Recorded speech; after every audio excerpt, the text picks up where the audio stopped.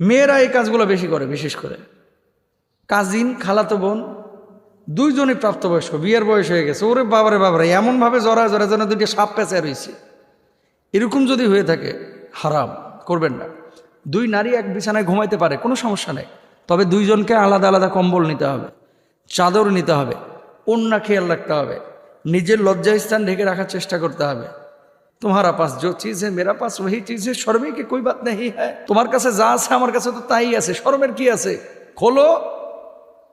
এরকম চিন্তা চেতনা যদি থাকে আপনি কবিরা গুনাহ করবেন, হারাম, এগুলো করা যাবে না। কি বলছেন আল্লাহ নবী সাল্লাল্লাহু আলাইহি ওয়াসাল্লাম? এরপরে দেখেন, মুরু আওলাদাকুম বিসসালাতি ওয়া হুম আবনাউ সাবআ সিনিন ওয়াদরিবুহুম আলাইহা ওয়া হুম আবনাউ আশরিন ওয়া ফাররিকু বাইনাহুম ফিল মাদাজি'।